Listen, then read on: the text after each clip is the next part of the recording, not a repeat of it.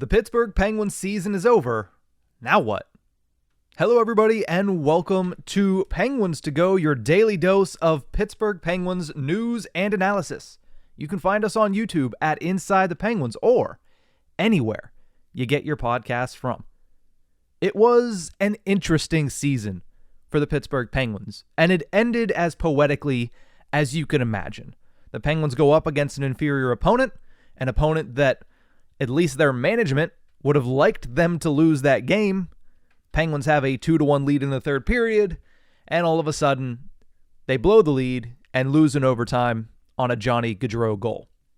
So Penguins lose both of their final two games to the Chicago Blackhawks and Columbus Blue Jackets, who will finish second and third respectively in the NHL draft lottery. Very fitting end to the Pittsburgh Penguins season. Interesting year, of course. The first year ever that Sidney Crosby and Evgeny Malkin both played the entire 82-game schedule. And they still couldn't make the playoffs. When you hear that, it really puts into light how important this offseason is about to be and how many changes we might just see in the coming months for the Pittsburgh Penguins. So in this episode, I'm going to quickly run down some of the major things you're going to have to keep an eye on this offseason, some of the major moves that the Pittsburgh Penguins are going to have to make this offseason, and the major decisions that come along with it. The first major move is obviously going to be spring cleaning the suits. The front office, everybody's going to be walking on eggshells over the next couple of days at UPMC Lemieux Complex. Nobody is safe in that front office right now. There's already been reports from Frank Saravalli of Daily Faceoff that the wheels are in motion to dismiss both Ron Hextall as general manager and Brian Burke as president of hockey operations. It's deserving that they are already being talked about as being fired, considering the state of this team the entire season and the lack of effort to fix any problems. If you need any proof, look at the trade deadline. The Penguins clear out Kasperi Kapanen's contract. They clear out Brock McGinn's contract. And what do they do to fill that? One player that scored one goal in over 20 games in Mikael Granlund.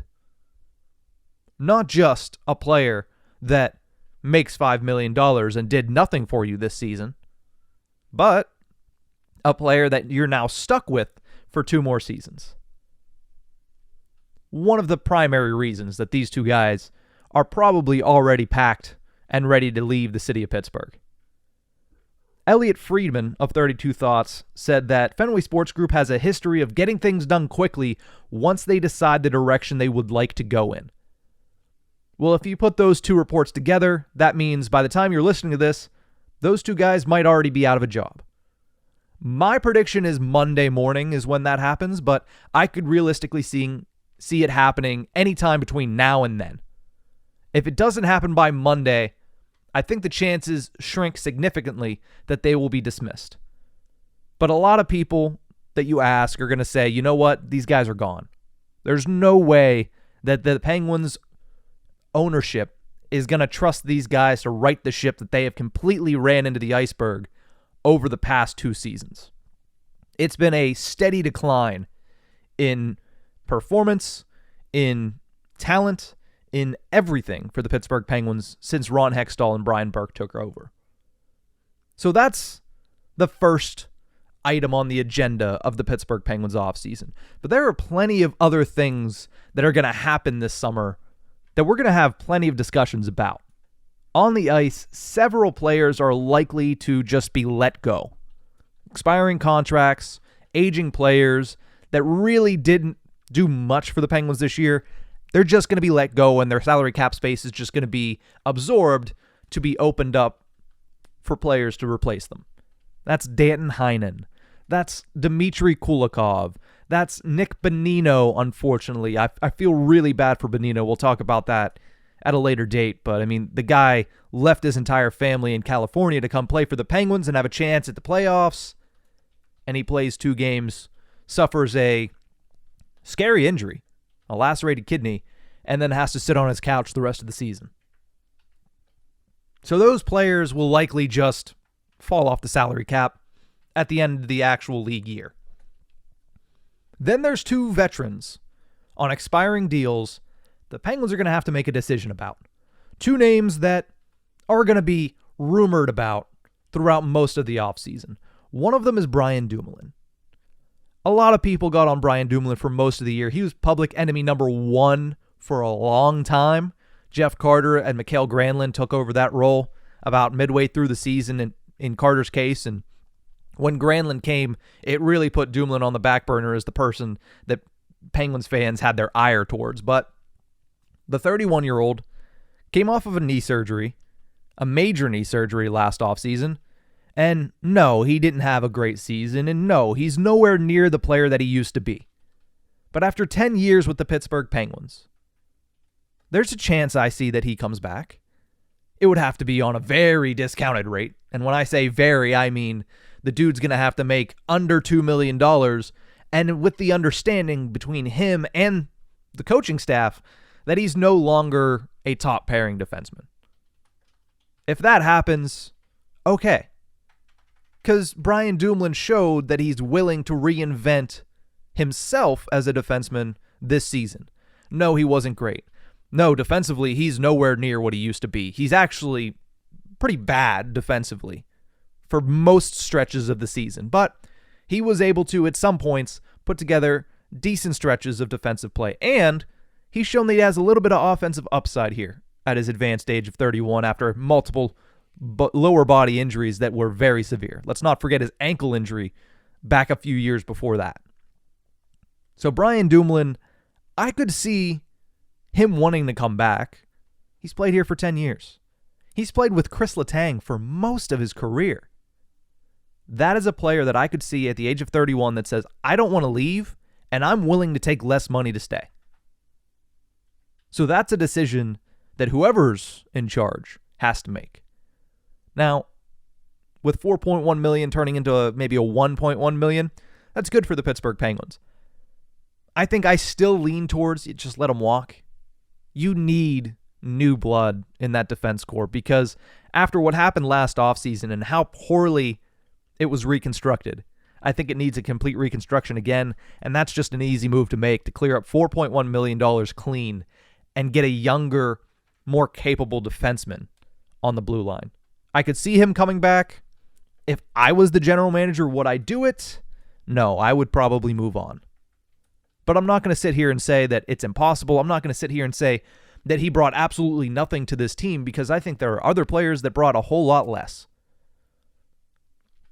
Another veteran, same age, that is on an expiring deal, made a large chunk of money against the salary cap this season, and is going to be an interesting decision in the offseason, is Jason Zucker. He's coming off a major bounce-back season this year. 48 points, 27 goals. Both of those totals are the second highest totals of his entire career. Going into a year where everybody said, you know what? We don't trust Jason Zucker because he can't stay healthy. Well, he played 78 games this season.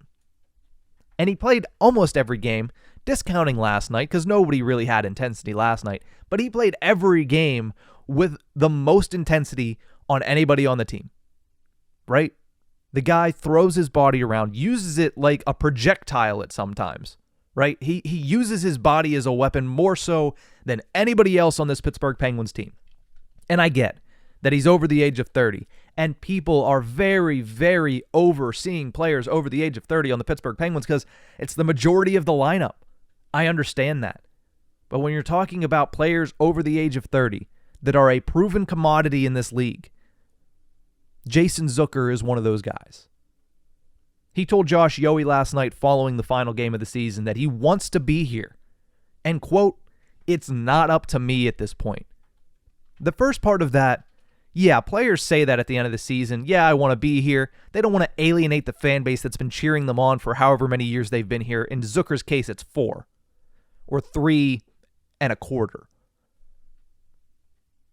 But saying it's not up to me at this point tells me that, listen, I am going to come back if they'll have me. I'm going to come back and give up money to be here. Sounds like a guy that doesn't want to move his family again. He was a player that loved playing in Minnesota, was traded to Pittsburgh, and made Pittsburgh his second home. He's from Vegas. So I said a couple months ago, I could see him potentially wanting to go back to Minnesota. Their salary cap situation is screwed up to a T. Still playing Ryan Suter and Zach Parise, I believe $14 million in dead cap next year. Not a good spot for Billy G and the boys. And Vegas, his hometown, I don't see that either. He grew up there, but their salary cap situation is also screwed up. So I understand why he would want to stay in Pittsburgh. And him saying it's not up to me at this point tells me that whoever's in charge, he is going to take a discounted rate to stay with the Pittsburgh Penguins. Would I sign him for the 6 years, 5 years that the other top players on the Penguins got last offseason? Heck no. Would I sign him for a 2-year deal at $3 million?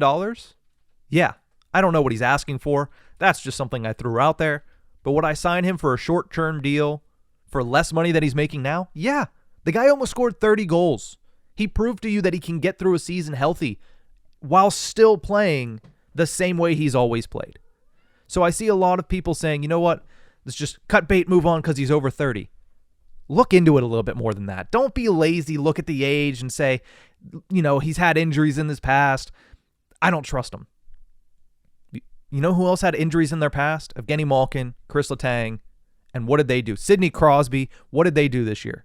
I get that there's a different level to their talent than it is to Jason Zucker, but you can't teach desire. You can't teach intensity. And Jason Zucker brings that in spades compared to the rest of the team. So I say you bring back Jason Zucker. The price has to be right, as it always does in this time of the year, but I don't see any reason to move on from Jason Zucker, especially if he's willing to take a discount.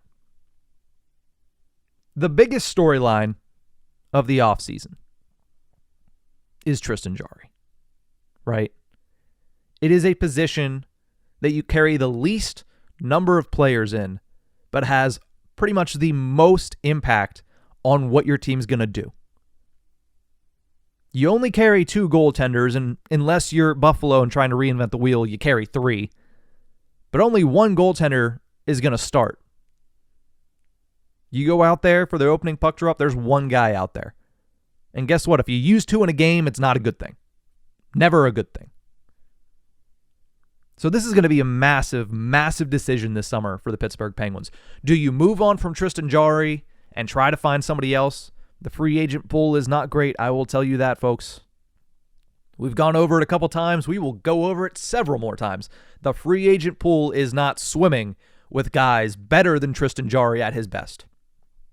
The problem is, we haven't seen Tristan Jarry at his best pretty much in over a year. He said last night to both Penn's Inside Scoop, Michelle Crecchiolo, and Josh Yohe that he's been injured all season. He's still dealing with injuries right now. And as Yohe points out, why'd you play in a meaningless game if you're still injured? Didn't matter last night if the Penguins won or lost. You could tell that from the energy in the building. You could tell that from the energy of the guys on the ice. It did not matter. Why are you playing if you're still injured? Makes no sense to me. So, we also heard from Mike Sullivan a couple weeks ago say, Jars isn't injured anymore. We're just trying to get him up to speed. Like, he's not still dealing with injuries. So, either the head coach is lying or the goaltender's lying. Not a good thing either way when one of you has to lie about your injuries. So will they go out and maybe get a trade? John Gibson's name has been floated out there. I don't know. I don't know what they do. I think there's a deep dive that needs to happen on the Pittsburgh Penguins goaltending options, and that will happen in the coming weeks because we have plenty of time to wait about hockey. Wait and talk about hockey. We have 6 months till the start of the 2023-24 season. Trust me, plenty of time to get to everything. The last major decision for whoever's sitting in that general manager's chair, and it's not going to be me, although wouldn't mind the paycheck. 2023 first-round pick, still in the Penguins' pocket. Still in their ownership. Currently, the Penguins sit in the 14th pick of the 2023 draft. Now, that could change because the Buffalo Sabres play tonight. If they lose, I believe that if they win, the Penguins will improve. But the lottery's still out there as well. That could move the Penguins either up or down a couple spots. Who knows? As of right now, the 14th overall pick is the highest pick, if I remember correctly, since the 2013 draft, 2012 draft, whichever one they selected Derek Pouliot in, and that wasn't even their pick. They got that in the Jordan Staal trade to Carolina. That's how long it's been since the Penguins have selected that high in the draft. Do you trade it? It's going to be a rather valuable pick, as valuable as draft picks can be, I guess, at this stage of the game. Do you trade it to help the NHL roster? Or do you keep it and make your first round selection for the second straight year, doing that for the first time in a very long time? Owen Pickering finished the season at the AHL level, amateur tryout contract. Actually, no, he signed a 3-year entry-level contract.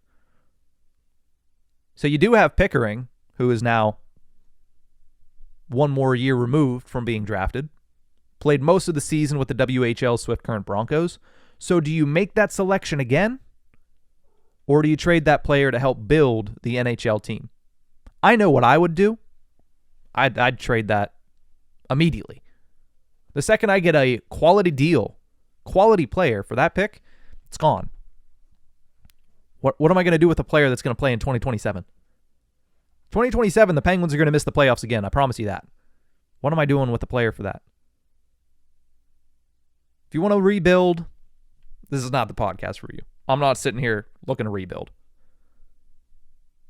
I'm sitting here hoping the Pittsburgh Penguins are able to put a quality product back out on the ice, getting Sidney Crosby one last chance at a Stanley Cup. You recognize you have a player that is once in a generation. You got to take advantage of that fact. Until the day he is no longer a 94-point player, you take advantage of the fact that you have a chance to win a Stanley Cup as long as you surround him with half-decent pieces, which the Pittsburgh Penguins didn't do this season. That's going to do it for this episode of Penguins to Go. We'll have plenty to discuss throughout the offseason. We hope you stay right here on YouTube at Inside the Penguins or anywhere you get your podcast from. Just search Tip of the Ice-Burgh, that's ICE-BURGH, and you'll find full episodes of Tip of the Ice-Burgh with me and my co-host Nick Horwat, as well as these Penguins to Go's that are a little bit shorter, a little bit more specific on what we talk about. You can also check out my writing at InsideThePenguins.com. That's going to do it for this one, and that's a wrap on the Pittsburgh Penguins 2022-23 season. Time to start looking for next year. See you guys next time.